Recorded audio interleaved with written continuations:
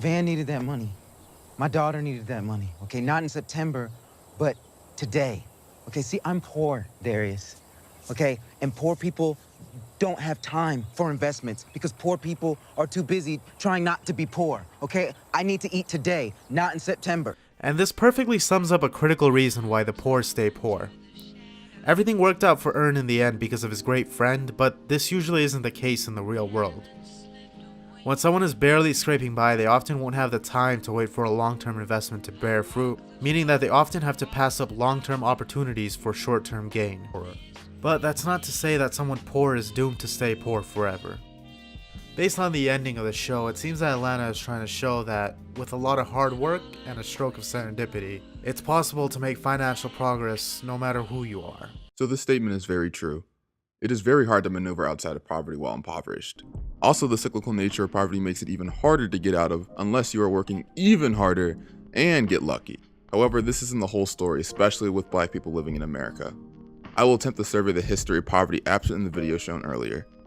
Even after the civil rights movement in the 50s and 60s, American history demonstrates many examples of racist obstruction of Black economic success. You're whining about chickens coming home to roost. No. Rap is chickens coming home to roost. Look, my life is messed up from y'all did, okay? That's Black news. You can look that up. In a case for reparations written by Ta-Nehisi Coates, Coates details the plight of a Black man owning a home in the 1960s.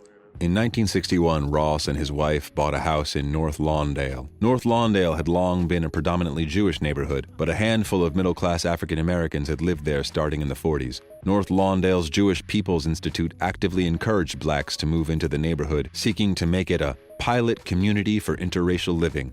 This seems like an opportunity for a Black person to finally become American and assimilate. Nope. 3 months after Clyde Ross moved into his house, the boiler blew out. This would normally be a homeowner's responsibility. But in fact, Ross was not really a homeowner. His payments were made to the seller, not the bank. And Ross had not signed a normal mortgage. He'd bought on contract, a predatory agreement that combined all the responsibilities of homeownership with all the disadvantages of renting, while offering the benefits of neither. Coates would go on to detail that men in North Lawndale would sell homes at inflated prices and evict families who couldn't pay, bringing in more Black families and repeating the process of selling homes, taking the down payment in monthly installments, and kicking them out. This was standard practice because the FHA was created by Congress in 1934. The FHA insured private mortgages, causing a drop in interest rates and a decline of the size of the down payment required to buy a house. However, because of redlining or selectively granting loans and forbidding the sale of property to anyone other than whites, land, being one of the best ways to make money, wasn't even an option for Black people at the time. Luckily, Ross joined the Contract Buyers League to combat the contract sellers denying him and other Black people property.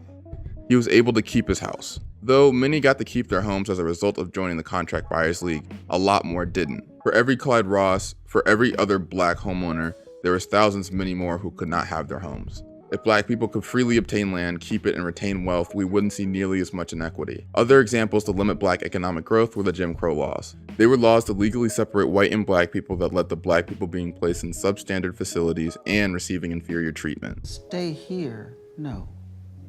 This school is awful. Another example was the National Industrial Recovery Act in 1933. In Jim Powell's How FDR's New Deal Harmed Millions of Poor People, Powell explains how the NIRA affected Black people. The National Industrial Recovery Act cut back on productions and forced wages above market levels, making it more expensive for employers to hire people. Black people alone were estimated to have lost some 500,000 jobs because of the National Industrial Recovery Act. Unfortunately, systemic racism kept Black folks from earning their share, and if you can't earn more money in positions of duress, the only thing you can likely pass to your kids is more poverty. Do you think there's a Black lawyer who's as good as your cousin? There definitely is, but part of being good at your job are your connections, and Black people just don't have the connections that my cousin has. For systemic reasons. Discriminatory laws joined the equal burden of citizenship to unequal distribution of its bounty. These laws reached their apex in the mid-20th century when the federal government, through housing policies, engineered the wealth gap, which remains with us to this day. Though this is a video about Atlanta, I wanted to talk a little bit about poverty in America, including white people. Unfortunately, white poverty isn't as popular in the news unless you're Florida man. Florida, huh? Just make sure you tell them to watch out for Florida, man. In All Hollowed Out, Victor Tan Chin writes, "When it comes to explaining American economic trends, it is important to remember how critical a role manufacturing and unions have played in building and now dismantling a strong middle class. Bringing together large numbers of people under a single roof, factory jobs were also relatively easy to organize. But in the late 90s, the number of manufacturing jobs in the US dropped dramatically. Chin goes on to write, "Free trade and automation undercut the bargaining positions of the working class," revealing that corporations moved to breaking up unions and has since pivoted the country into extreme individualism. A go-it-alone perspective narrowly focused on getting an education and becoming successful on one's merit. Most of the Americans over the age of 25 without a college degree are turning into an ever-increasing gig economy, and where you typically rely on low pay and few benefits.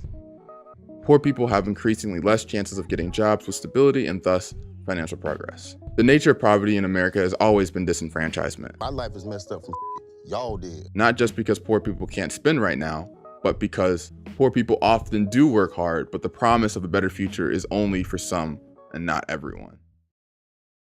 This is a survey-level understanding on why poor people are poor in America.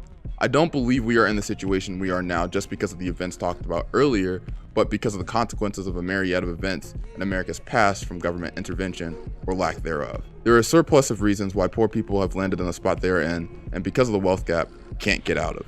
Semantics are important because black and brown people are poor for reasons white people aren't.